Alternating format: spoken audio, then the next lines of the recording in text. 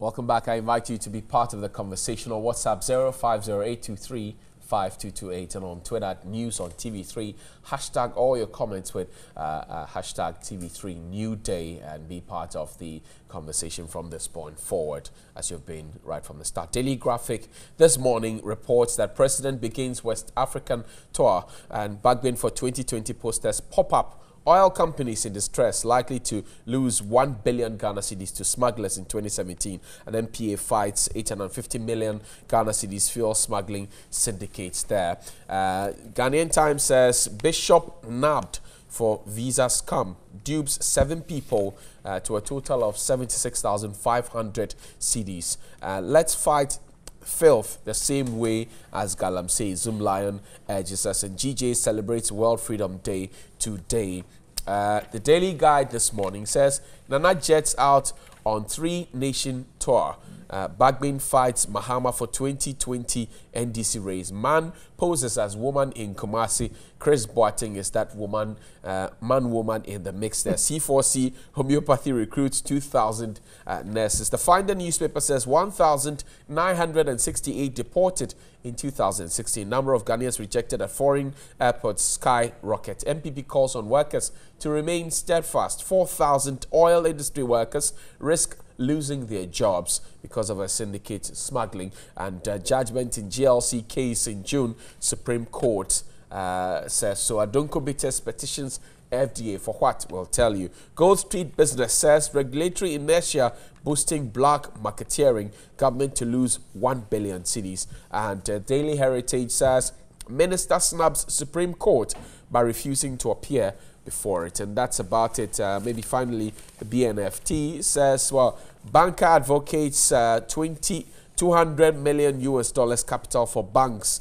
And finally, the front page of the Daily Statement says Akufo-Addo tours West Africa, ignore galamsey vote threats. Anglican Church urges president, and government hasn't stopped paying utility for trainee teachers. My guest this morning, Nana Fredio Furiata, is with the NPP and he's joining me. Nana, good morning to you. Morning, sir. Thank you for coming. Humble and the Honorable Albert Adongo is Isaac Adongo is the MP for Bolga Central. Honorable, yes, good morning. Welcome. Good morning. Thank you very much for coming as well. So today is International Press Freedom Day, and I start with you because you're in Parliament. The Right to Information Bill has come up strongly.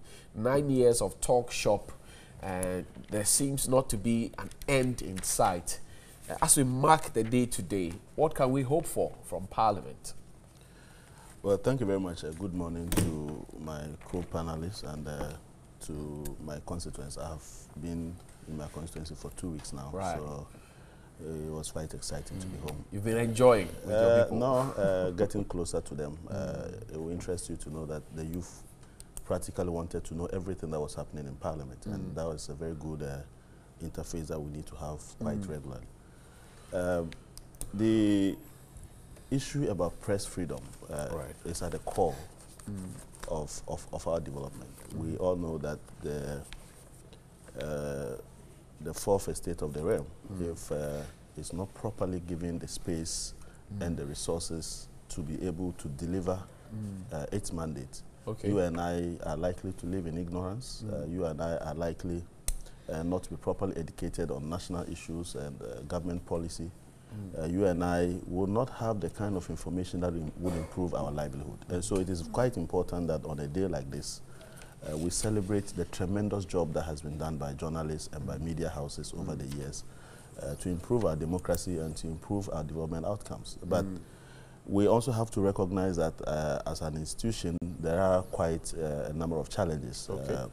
We do know of some unethical conduct of journalists, a few, not many, but at the same time, we need to find a way to deal with those.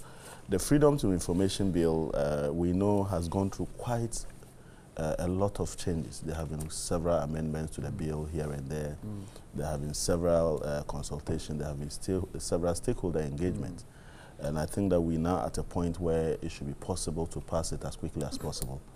And I do believe that when Parliament reconvenes, we would see how we have to fast-track that process. It doesn't look as if there's commitment in that direction, because we work the law up to a point, first reading, second reading, and then something happens. I don't know what it is. Yes, I think, like I'm saying, There's quite a lot of pressure behind the scenes to get this done. The civil society organizations that have shown tremendous patience and interest in improving this law. Originally, it could have been passed, but it would still not have delivered the desired results because there were quite a lot of weaknesses in the right to information bill itself. And so I do believe that having been able to arrive at a document that today is much more better and reflects the concerns of key stakeholders, we should be able to have the will to push it through. I believe that the government of the day, in an effort to ensure transparent and accountable government, would fast-track this process in order that we're able to get it out of the mail. It's been quite a long time since it's been there, and I appreciate the concern that we needed to be able to further improve the media landscape and to further make access to critical information a right and not a privilege. And so that is something that I would look forward to. Okay. Now, 2001, history reminds us that then Attorney General, now President, took a bold step, engineered the repeal of the criminal libel law. And many still hope that, well, in 2017, he will fast-track and engineer, pull a few strings and get the right to information bill properly done and dusted. Is that a belief, something that we can look forward to, World Press Freedom Day? Well, I can't tell from here, but I do know that it was one of the things that was talked about during the campaign. So I'm sure it will be looked at, and I'm sure I can speak on his behalf and say thank you for giving him the credit this morning for what he was able to achieve under the Kufuor government. But more, you know, to the issue on the table is Press Freedom Day. Right. I picked from your news item that it's the theme is critical thinking. Critical mind, yes. Yes, and I think that for me, that's the angle that I'd like to look at, hitting on you, the journalists and the media houses. There needs to be a recognition of the influence that media houses have on our lives. And so, and a typical example is this galamsey battle. The government proposes it. Then an institution talks about the water situation. The media picks it up and look at what's going on. Beautiful. And you'd think that that would be the angles that the media would take on all the time. We hope that that's the kind of thing that's going to happen. Governments will come and go. They'll have visions, they'll have missions, they'll execute them the way they choose. People will vote and what have you. But the real issues on the ground will be talked about when they're brought to the fore. Truthfully, Ghanaians don't read that much. So they depend heavily on radio and television. And so if we're not going to carry quality information and inform people, and I have the belief, because of experience, that Ghanaians love to be informed. So if you don't carry the truth and the right and factual information to them, you're going to hurt all of us. I believe, for example, that if the media recognizes the depth of transformation that's taking place now, because it is happening, at least from the government level, it is happening. A lot of things are changing. Even the culture of information giving. Typical example, the president starts off his work by holding the hands virtually of all his cabinet nominees and senior ministers, you know, senior in terms of ministerial appointments, one after the other, and talks about them and the mission he is sending them on. That's a new culture.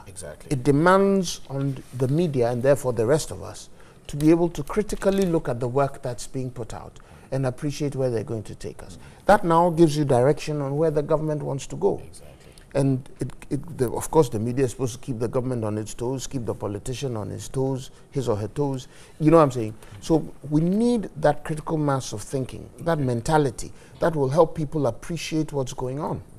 There's real change happening. You have one district, no, you know, I'm saying, and this is not my politicking, this is the fact. There's real change happening. And if we don't bring people's minds to it, we lose. And I'm not going to even refer to the, I was going to, but when you smiled, now I'm going to, when you chuckled, now I'm going to change it. Take your galamsey campaign again. When I say the media galamsey campaign, look at what it is doing. look at the effect on the ground. So if the media takes up that role seriously, the depth and effect on us will be phenomenal. Overnight, I believe, personally, because again, I go back to that factual, that basic fact that because Ghanaians don't read that much, majority of us don't read that much, we rely heavily on what people say. Is it a case where the press has the freedom to do their work, where, you know, pressmen will not be abused in the line of duty? Because we've seen some in the recent past. And you'll always be abused. Press people, who says in America where people like to talk about the press people suffer a lot. Look at what Donald Trump, the president of the land. Look at the attacks, you know what I'm saying? So, and abuse is not when you've been hit or your mother has been insulted. Abuse is when you're disrespected. Right. You know what I'm saying? And that's what he's doing to press. So, as for the press, you must have thick skin for that job. Unfortunately, people even lose their lives. The substantive point is that you must have the intention to do your work and do it well. It will have an effect on people, and things will happen. Right. That's, for me, is the big thing. Okay, let's move on to galamsey issues. And we're told that the church, the Anglican Church, is waded into it. Earlier, we had the Methodist Church and other, you know, denominations also get into it. So it looks as if we're winning the war. But the watchers say that the church should not just make statements and come out in the media, but they should use their pulpits to tell those in their churches who they know are into galamsey to stop galamsey, actually. Mr. Dongo, what will be your take on this one, that you know somebody in your congregation who is involved in galamsey? Instead of making a general statement, call the person and tell the person, stop galamsey because you're hurting all of us. Is that the direction the church must go? Well, I think the issue about galamsey goes beyond a church elder calling a colleague or a member of the congregation who is involved in galamsey to ask the person to stop. At the end of the day, I can assure you it's a livelihood issue. And so you have to look at it from a much more holistic perspective. All the shouting about galamsey, all the talks about galamsey, without concrete, clearly mapped out strategy, would come to naught. 21 days ultimatum, when it elapsed, we brought in a 30-day ultimatum, which is... I am just assuring you that it won't happen. Why? Because it is not just about shouting and asking people to pull out of galamsey. They will still do it under the cover of darkness because it's a livelihood issue. 500 excavators have been pulled out. Listen. Licenses have been stopped. Listen to me. Whose licenses were stopped? Who owns those excavators? Have we found out? Have you found out the people who own those excavators? Galamseyers are being removed to be replaced by other people. Really? Exactly. How did you arrive at this? What we are doing is the winner-take-all politics we are doing. Let's be sincere and frank with it. There is no clear commitment to fight galamsey in this country beyond redistribution of opportunities. I'm just assuring you. Wow. So don't sit here and think that by pulling out 500 bulldozers or what have you, who owns them? Where do they belong? What about those that are still in the field? Where did they take those funds from? Is it done evenly across the country? Okay, so at the end of it, I'm just telling you, it is the same as going to YEA and removing certain directors and staff to be replaced by another group of people. But that's a serious thing you're saying. It's a very serious matter. It is the winner-takes-all politics that has been taken to the galamsey field. And I can assure you of that. So all this talk about galamsey and media, it is window dressing. It is just a redistribution of who now does the galamsey. And I can assure you, give yourself the next 4 months, you will find a new breed of more aggressive, hungry galamseyers. But if you know this, why don't we name and shame who is involved, who is doing it, who is being taken out? We have heard people who have come out to say certain things about certain people. Okay, in the end, what happened? What happened? We are even told that Anas has a great revelation to be made. Okay. For several months now. What has happened? I am telling you that this issue about galamsey is about who gets the job. Is it fair to conclude, Honorable Dongo, that there are NDC galamseyers who are being taken out for MPP to take over. That is the language I'm speaking. That is precisely what is happening. And I'm just telling you but is there evidence to this, Mr. What evidence you want? Go and find out and dig into the backgrounds of those who have been chased out. And find out and dig out the backgrounds of those who are still doing it and are not being chased out. Are you getting the point? So let us be sincere and frank and deal with the issue as a national menace. I'm worried because I'm worried. If we know that this is what has been happening, we know that these are party people, NDC, MPP, who are destroying the land and causing havoc, destroying our water, farmlands, and we're watching them. It's very serious then. Let me tell you something. Let me tell you, there's a story that you read about smuggling. Right. The oil. Yes. Every day they are issuing export licenses to MPP people. Every day. And they are revoking licenses, export licenses of those who are already doing the business. And they are hiding behind all this. You see, they come out with this scary problem. And to pretend that they want to clean the system and smuggle in people. I know people personally who have been given export licenses in the last couple of months. But you're in Parliament. I am not in the executive. Yes, but you can make a statement on the floor. How many statements do we need to make? There's a subcommittee of Parliament. And I'm saying that committee is already saddled with a lot of referrals by the Speaker. Several statements have been made on the floor about galamsey. They've been referred to them. They are in the field every day. I can assure you the political will to do this genuinely doesn't exist. Are you suggesting that the committee in Parliament, subcommittee, is overwhelmed? They are not overwhelmed. It is a clear issue of the executive having an agenda, which agenda is to replace certain people doing certain businesses with their people. And I'm saying that this smuggling and all of that, it all dovetails into a bigger scheme. Right. They create that euphoria and that scary fear around a certain business group to try and pretend that they want to fish them out, and in the end, they are giving licenses to their own people. In fact, people who can't even raise a dime are getting licenses to export oil. And that is the smuggling we're talking about. So, for me, this whole winner takes all politics that is built around fear-mongering in order to take away people's businesses won't help us. And that is where we are. Is the MPP government mongering fear? And I know you will tell me you don't speak for government, but he's making damning allegations, party functionaries and all of that. You're a party executive, that you are mongering fear, you are taking what they are holding on to give to your people, redirecting and causing fear, panic, and painting a gloomy picture. Is that the situation?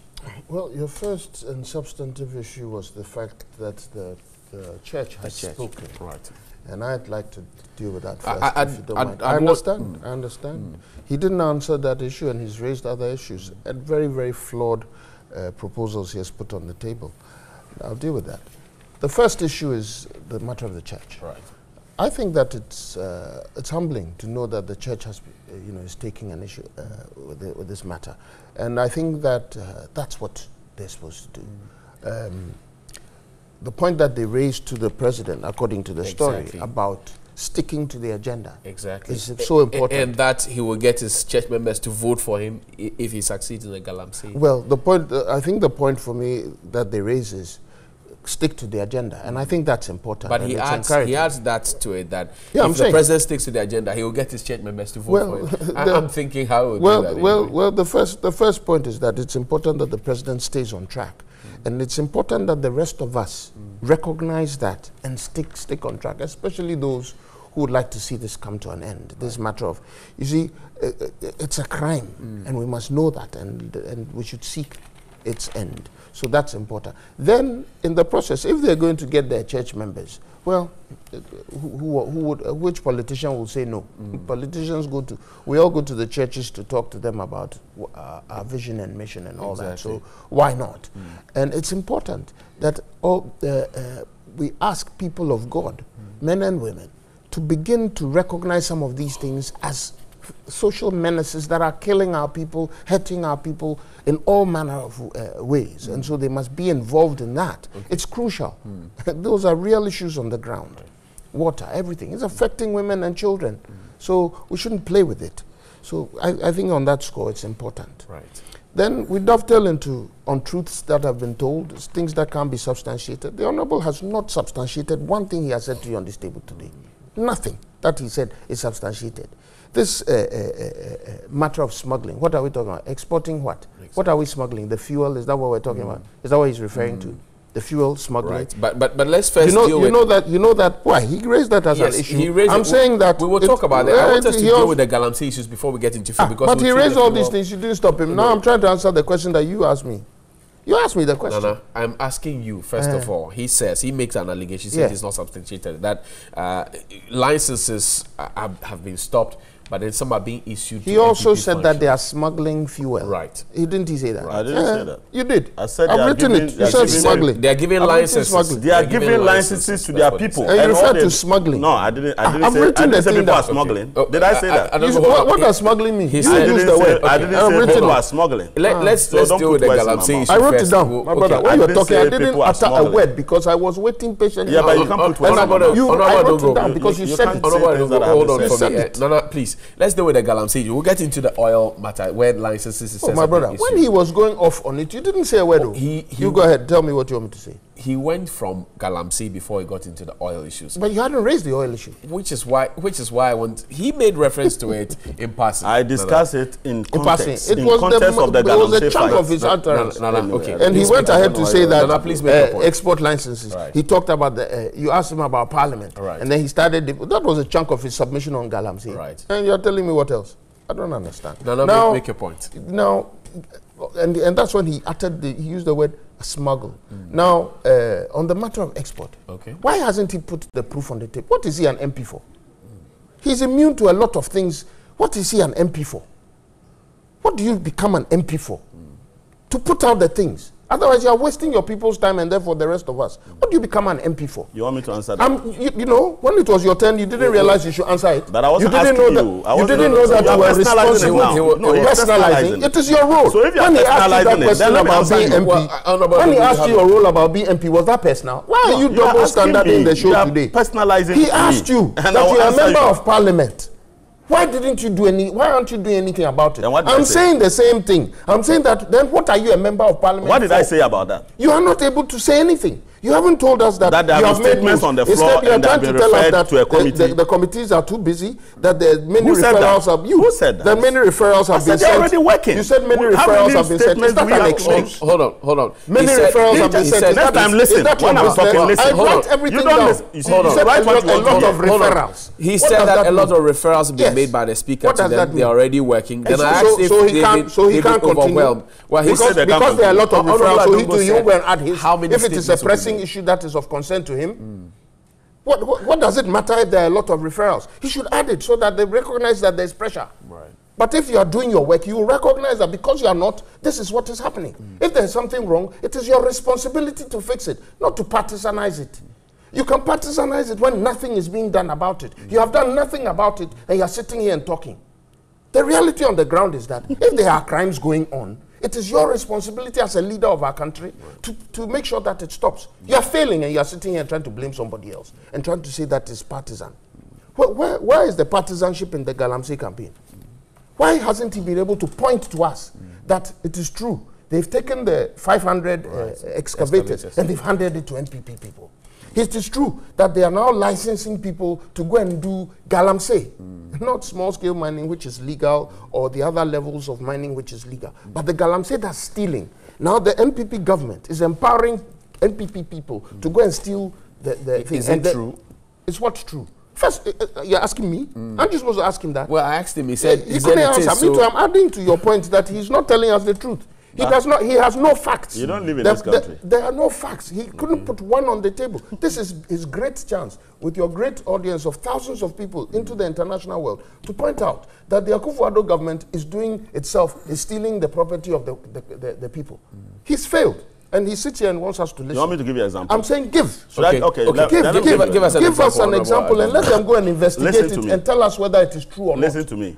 You cannot come and say, it is my turn. When it's your turn, you can do it. I thought he's asking you to answer. No, he hasn't. It is very infuriating when a leader empowered by votes to sit on air and takes... No, I don't know why he's going there. No, you are the one who has caused it. Parliament doesn't arrest people. When we were talking earlier, Parliament doesn't arrest people. Parliament exposes the truth so that people can do the right thing. And what is it that government doesn't know about galamsey that you need Parliament to tell you? You are failing on your role. How can we fail? You are failing on your role. The executive are sleeping on their job. You are saying what? Go on and on. Do the work. Okay. I don't know why you are. He's hitting him. That is hitting him. Yes, it is. So are you able to mention a name? Are you able to mention names? Because that's what it says. Well, he who alleges must prove. And then let them go. And you see, he's afraid. You want me to answer now? No, I'll allow him to. Let me tell you something. I have explained to you that there is a bigger context of taking jobs, including galamsey, okay, including licensing for fuel trade. Okay, listen to me carefully. Why? When they went to people's NHI offices and closed them, didn't they say deny? Did you still need proof of that they are taking people's jobs? I am saying that this is part of the problem. Look at the context. Listen to me. Before you must be educated. You see, listen, let me make a point. Let me make a point. Nana, you must be educated on the role of Parliament. I sit as a legislature. It is not my duty to go and arrest galamseyers. Who said that you should? But the executive, if the executive is aware and they are sleeping on their job, how do you blame Parliament? It's your responsibility to tell them. To tell who? Haven't you told them? How many times do you have to tell them? We have called ministers to the floor to answer questions. So have you? Wow. Has Parliament summoned? Don't dream about it. Has Parliament unless you kill me, you will still not win. So that seat is not for you. Is this what you are talking about? Are you hurt or what? Why are you crying? You are crying like a baby. What's your problem? Has Parliament summoned Mr. Amewu, for example, in recent time? Galamsey start with Amewu. No, but he is in charge now. He's in charge now. Yes, and I'm saying that when was Amewu sworn in? You tell me. How many statements have been made on the floor? As we speak, do you know that the Committee on Forestry and Natural Resources is already in the field? Right. Based on statements made by members on the floor, referred to them to deal with as part of the fight against galamsey. Okay, it is not that when they go there and they come out with their recommendations, we must now go out there and arrest people. So if you are ignorant about it, you must find out what has happened. So then I ask this question. Parliament has failed. So then I ask this question. The committee. Me. The committee. I'm supposed to be arresting Galamsey. You are the one who has. I'm supposed to be arresting Galamsey. I'm not supposed to be arresting Galamsey. Nana, please. That is your stock in trade. You are just sacking people and taking them off. Final question to you on this one. So the committee goes out, they come back, they make recommendations. Exactly. Nothing happens to it. What's the next line of action? Takes the action either to recommend action to the executive, specific actions that in his view and the recommendations of the committee need to be taken in order to forestall this problem. Right. Now the team is already working. As we speak now, we are on recess. And you doubt their work. You say they are taking. I have said that. Somebody to listen, I have said the executive. Right. The primary responsibility to deal with this problem is with the executive. And you were asking what is Parliament doing? And I said, Parliament, there have been several statements. Right. Parliament's own committee is working on this matter. Exactly. And you are now asking the question, why is it that nobody is making a statement? And I said, we have made several statements. How many statements do you now want us to make on galamsey? Should we spend all the time doing galamsey? Okay. Because there are other major issues to be addressed. Let's take a few of your messages about only galamsey when the executive social media. And it says, well, it is sad to hear the NDC. Let's take a few of your messages here on social media. And TV3, you are the first in all. Through your channel, I became current with all the happenings in my country, Ghana. Though in Abuja, Nigeria, you always make my day. Keep it up. Thank you very much. I think the government should set aside a day to celebrate the journalism in Ghana with an award from Love Mark inside Hohoi. Well, World Press Freedom Day is meaningless until the right to information passed into law. Pedro Nelson. Good morning, TV3, and good morning to all Ghanaians by Garba Joseph inside Wow West. Okay, thank you. So the Honorable Adongo can say this on TV3, that the MPP is taking away galamsey lands for MPP. So what was the NDC doing when they incompetently decided to fight galamsey? Onapo opposition. Good morning, Honorable GH. Good morning, GH. Honorable Isaac Adongo should take the matter to court with evidence and not just making allegations. Greetings to Nana from Guntuna Anthony when Damin Saiboga. Good morning, TV3 Ghana. You are indeed the best, from Raymond Atiba in Cairo. And AU Farouk Tamale, good morning, says ECG disappointed, hashtag DKM customers disappointed, hashtag galamsey disappointed, hashtag teacher trainees disappointed, hashtag nurses trainees disappointed, hashtag NSS disappointed, hashtag spare parts dealers disappointed, on and on and on. 2020 dear Sankofa, let's watch it. Happy World Freedom Day to all journalists. Missing you, all student teachers of Akachi College of Education, DB. Good morning, please. Can I ask this government for us if he is paying newly trained teachers 1 month instead of working 8 months from Safwa? And good morning, Johnny. I fully bow and support Sule Montari walking out of the pitch, well, for racial comments. Well, good morning, TV3, I love you. And finally, it's sad to hear the NDC representative make such statement when our water bodies are being destroyed and the future of this country is under threat by galamsey. Ghanaians are now too smart for these type of politics. Galamsey is a fight for all and must be duly so. No political confusion should be attached to it. Prince Bubuashi sent that one. So the viewers obviously have taken their sides indeed. But finally, on this issue, gentlemen, we have a national problem on our hand. For us, I like your move. We are excited. Thank you very much. We have a national problem on our hands, and we are excited that we are making progress in this direction. Can we get commitment from both of you around this table that we will end galamsey in the not so distant future? Honorable. With MPP and the approach they are using, no chance, I can assure you. What approach do we need? The approach we need is a genuine, sincere approach to save our water bodies, to save our lands, and to clear our country of galamsey, not a pretensive attitude of redistributing an illegal job. That is what we need. Somebody says you should go to court. Are you ready to go to court with the evidence that you have? I should be going to court every day. He's not even able to. Should I be going to court every day? Thank you. He's not even able to speak on his own floor. Finally, on galamsey, do we need to? It's all right with Parliament. I'm picking your final thoughts on galamsey. But my thoughts are is what I'm expressing. You want to set I don't fire know why for you me. get itchy about what I'm about. You want to set fire for me? No, I'm trying to deal with what has happened on your table. Right. Now, here's what has happened. Somebody from the NDC on this table has told Ghanaians that as far as he's concerned, it's an NDC-NPP thing. He says, but the public, we need a new approach. It's amazing how you don't want me to finish my own. Because you've asked me to express myself. I don't want us to do politics. But he just did. Well, and he said nothing. And I asked him for what the approach is, and he said it. I don't want to. He couldn't. How can he substantiate what he just said? What he just said. What's your point? Can he implement what he said? He has no clue. Your point?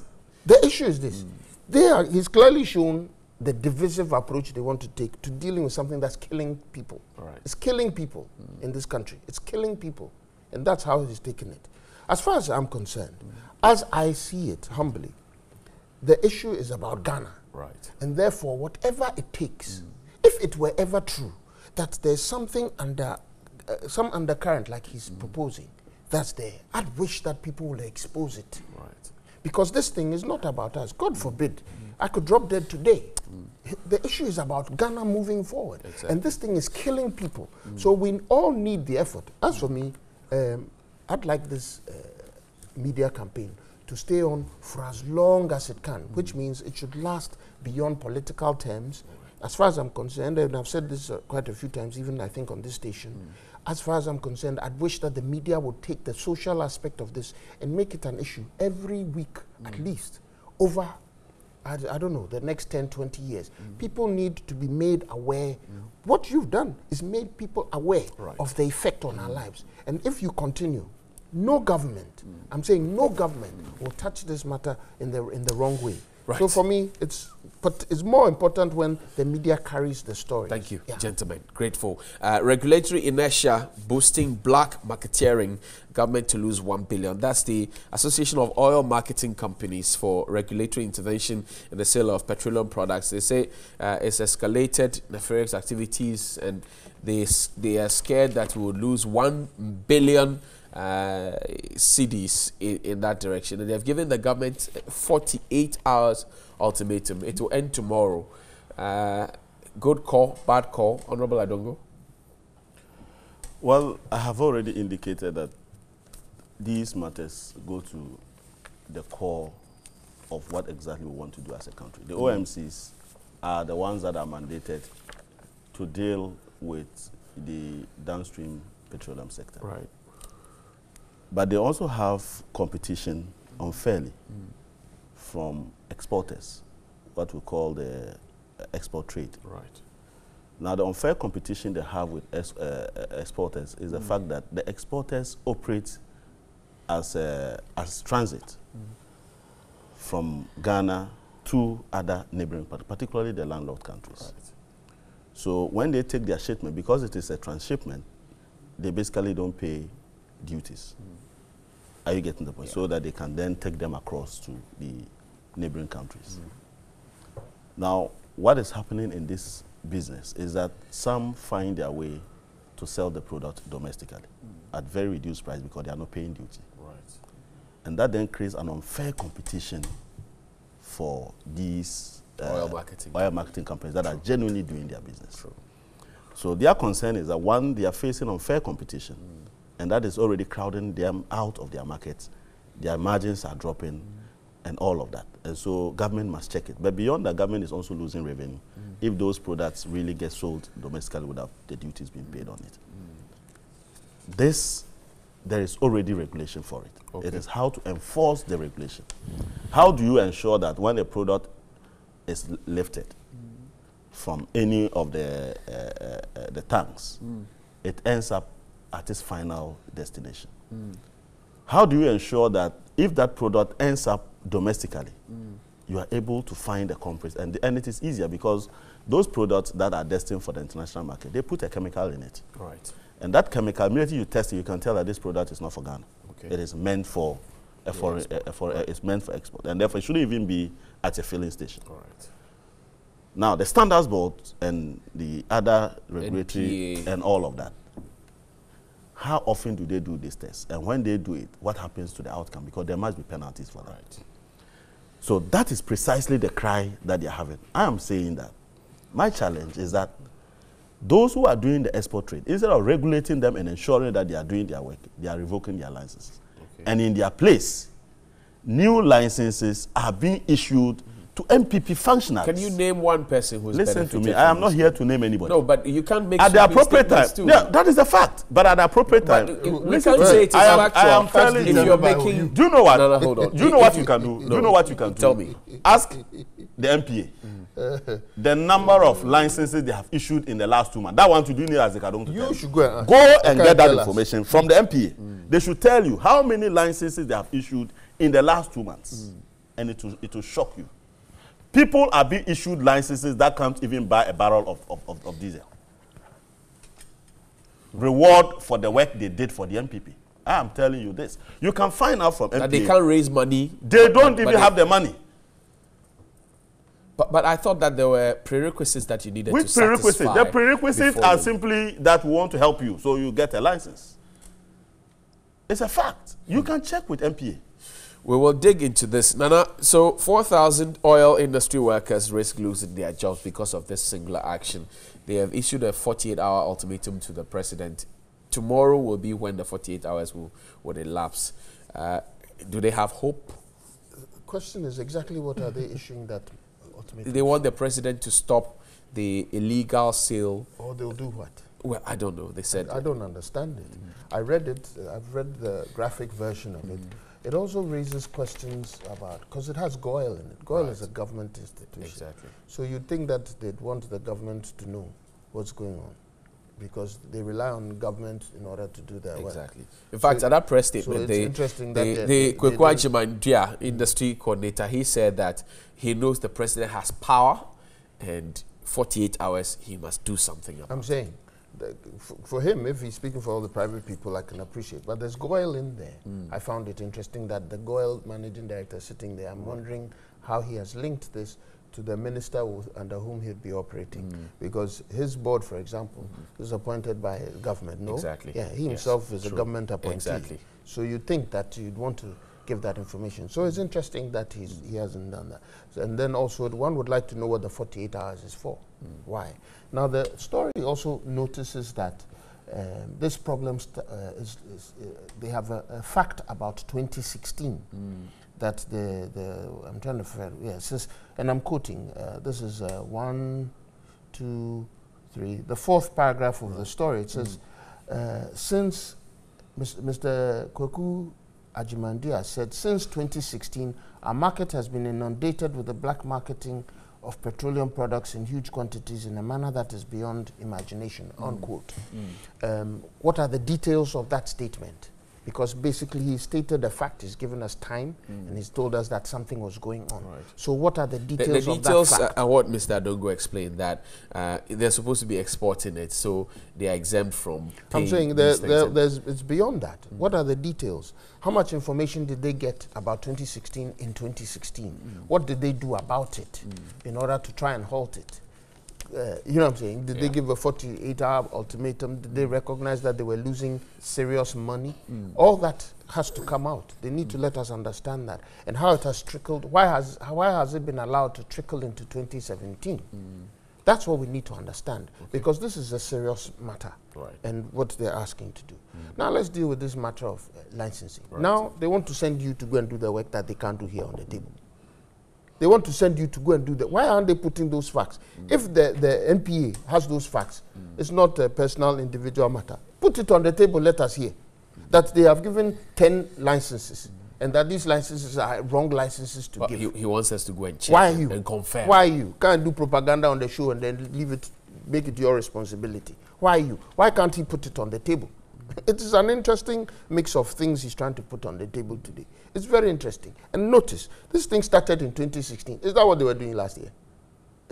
This thing, according to this statement I just read, it started in 2016. Right. Is that what they were doing last year? Because last year, yes, and he was quiet about it. He didn't say anything. He was MP last year.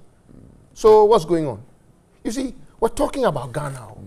We're talking about Ghana. 4,000 jobs. If there are real issues, yes, those 4,000 people, have we identified that 3,990 of them are NDC people? And then the 10 are NP people, or what? I mean, what are we talking about? We're talking about Ghanaians. When you mean well, when a matter of this nature comes, you are able to put the matter on the table so that people appreciate where you are coming from. If in the process the investigation proves that what you are saying or what you have alleged is true, people accept it without a problem. But when you start on the score that you are doing, clearly there's something that's going on that we're all going to ask. We're all going to ask. How do we fix this problem? Well, which one? The fact that there's some illegality that's been perpetrated. We're going to lose 1 billion Ghana cedis. Instead of issuing 48-hour ultimatums, shouldn't we be talking to the investigative bodies so that they go and find out these things and put out the facts, so that now when you're going out, you can arrest people and do something real about it? Right. Wouldn't that be an approach? You give government 48 hours. That's maybe somebody's approach to doing things. I'm saying, shouldn't we also be interested in asking investigative bodies, the police, customs, all those bodies that will be responsible for this along the route? Okay. Because when you take the fuel, you're shipping to Mali or Burkina, you're on the road. Exactly. Who's on the road? Customs officers and what have you. So how come all this is able to happen? To the extent where we have porous borders. You see what I'm saying? So shouldn't we be interested in all this and therefore give a more comprehensive approach to this? That's what I'd say. It's a serious matter. Let me start this one with you. 1,968 persons were deported in 2016. We are told that fast forward 2017, some 17,000 more from the US will come and join us. Question is, are we ready for them? Well, they are Ghanaians. If they chose to come home voluntarily, would we have been asking questions whether we can accommodate them? They are Ghanaians, and this is where they belong. It's unfortunate that we all know that the world grows when there are movement of people. And so people have moved in search of opportunities. Some of them have settled for so many years. I encountered somebody in Atlanta who had been there for 25, 30 years. He hadn't been home. He couldn't actually come home because when he comes, he can go back. You know, and so such people basically become part of the system. Right. And when they have to be moved in this manner, it dislocates the whole of their life cycle. But importantly, as a country, I think that as we continue to fight to improve the country, it will become necessary for people to find those opportunities locally, right. So that they wouldn't have to travel abroad to seek those. One district, one factory, one village, one town. Does it answer that question? It is a big, you see, if we want to have a discussion on one district, one I have my own views about them. What I'm talking about, what I'm talking about is a long-term development of the country and not a 4-year propaganda stuff. It's a long-term proper development of this country that creates enough opportunities and not just one policy under a ministry of agric becoming the panacea for everything. Okay. And when you look at it, it's a project that was already started by another government. That government didn't see it to be that big a project. By that government, you are talking about John By the NDC, yes. And we didn't see it to be this kind of big thing that is being painted today. Look, I am aware. If I want to discuss food, planting for food and jobs, I can assure you, why is ADB now? We're not going there. So that's why I said, I don't, because you are taking me there. You are taking me there. And I would have dealt with it decisively for you to see the challenges that even that project is facing from day one. Okay. But you don't want us to go there. So don't take me to one district, one factory, because it will open a whole can of worms. And it's not going to help us. I think the bigger challenge for us as a country is how do we develop our country and create the kind of opportunities that are sustainable long-term to keep our people here. They are not short-term, fixes. There's a bigger problem where we have a problem of unemployment on our hands. Yeah. And here we have 17,000 more coming to add on to what we already are grappling with. That's why I asked if we're ready for them. Yes, but what can we do? I mean, we had a similar massive situation way back in the early 80s. And as a country, yes, we struggled, but they are our own. We have to find a way to integrate them. Right. We have to find a way, and I believe that the Minister of Finance working with an appropriate structure should be able to clearly identify these. Some of them, I can assure you, are coming with some skill sets that will amaze you. Right. Some will come with experiences that can improve us a lot in many areas. Of course, some will come and would have to be integrated and be given the opportunity to redevelop and to rediscover themselves. We have had a couple of our colleagues. I have some of my colleagues who, after school, left to Europe, studied. They didn't have papers. Even those who had papers, they had a fear of coming home because they felt they may not find the jobs. Okay. Some come after 6 months, they are not finding a job, they go back. Some who are able to stay for a little while and find jobs have grown to become big men, particularly in the banking sector. I have quite a lot of my colleagues who initially were afraid to come home. But today, they are high up there. And so there are people like that who will come in and eventually be very useful to this country. Right. But we have to have a system to track these people and to see how we help integrate them into the system, find the kind of skill set that they have, and to see whether we can have a way of linking them up with opportunities that may be available that can suit them. 17,000. Yes. Are we ready? Yes, and I think that there are ways of doing it, and I'd like to use the last words that the Honourable used. Finding ways and opportunities for them. There are quite a few that are out there. Planting for food and jobs, whether it was one government's business or the other, it's out there, and it's being promoted and encouraged so that people can get involved.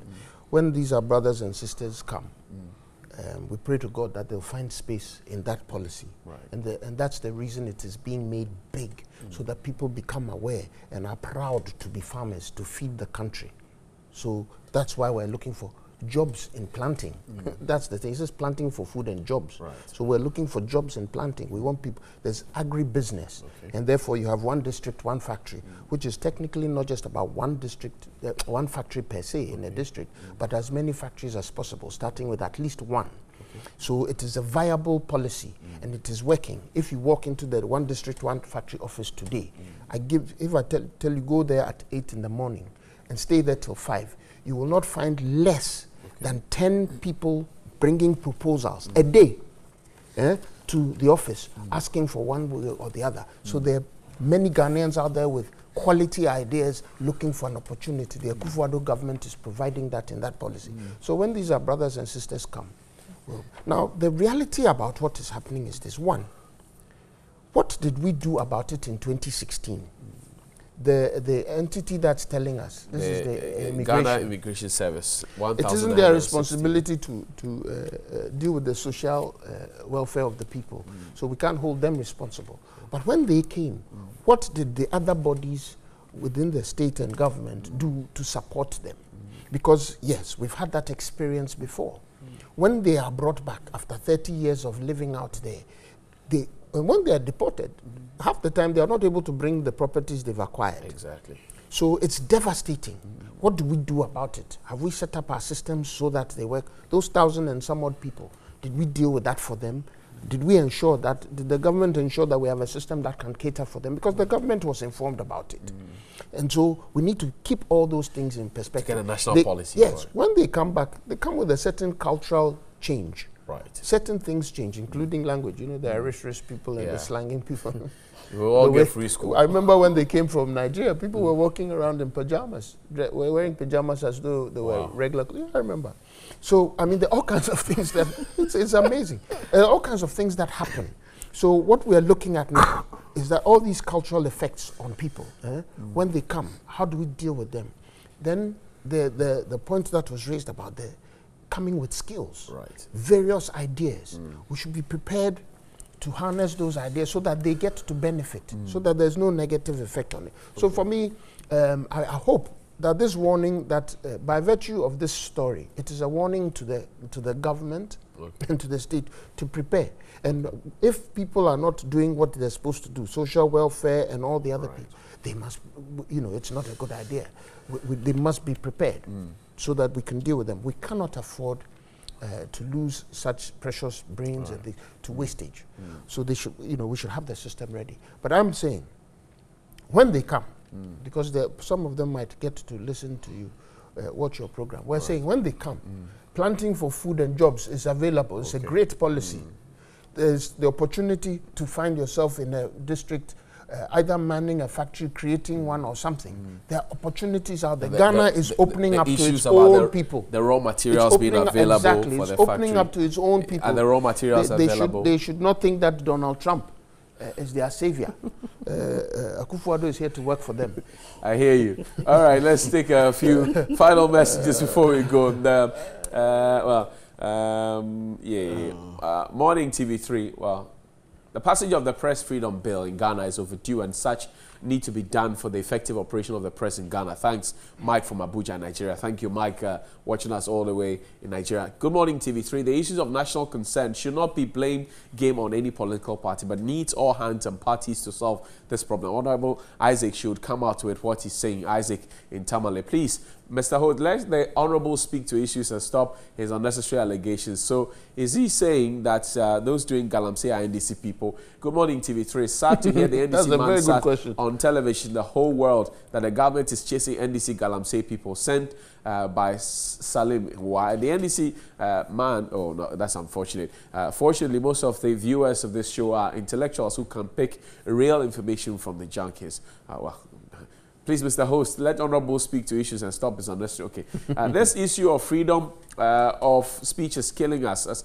How can you just sit somewhere and pass any comment? This is issue of galamsey is killing the whole nation. So let's all involve in dealing with it. Good morning, guys. Just wanted to let you know that you are all looking great. Love the accessories, Johnny here. Where is Bright and Mo? They will come back shortly. Bright has gone on a sabbatical leave. This morning's studio discussion is hot. I'm really enjoying it. General Mosh sent that one. And good morning, TV3. Please don't forget to inform the MPP government that in the 3 northern regions, students are waiting for feeding grant to return to schools. From Chairman General Zembila. Good morning, TV3. I registered my state biometric for a long time, but they added my name to the ghost names. Please tell the government if they don't pay us when school resumes, we won't go and teach. Obi in Tamale, situation a threat. Good morning, TV3. The media did not champion the fight against galamsey during JM's era as they are doing now. It seems they were biased against the NDC fight in the Kanka. D from Tamales and that one. When we return, we'll read a few more of your messages. Thank you, gentlemen. Nana Fredio Furiata is with the NPP and Honorable Isaac Adongo is MP for Bolga Central. I hear Honorable Abon Bagbin wants to go for 2020 along with the likes of Professor Alabi and the rest. Have you heard about it? Who told you? The Daily Guide says it. They are always speculating. The Daily Graphic also says it. Yeah, but has Bagbin told anybody? But this is the Daily Graphic. Have we? If you have a problem with the Daily Guide, have we opened nominations? Well, I mean, it says posters are Apple. The poster is it Babu? If you are putting, where's your poster? Is it Babu who created the poster? Where's your poster? Anybody can put Isaac Adongo's poster up. Will that mean that? Okay, anybody, please put Isaac Adongo's poster up. For what? For vice president? Hey, doesn't he look presidential? Do you have presidential ambitions? No, I don't have presidential ambitions. But I'm just simply saying that when you see, he'll bring the NDC galamsey until we open nominations. Okay. And people express interest in contesting, there can be 1,001 names that will pop up. Right. Okay, so thank you very much. Sports is up next. Thierry Nyan is standing by. Stay with us on New Day. We'll wrap up at 9. Until then, there's more action here. Stay with us. We'll be right back.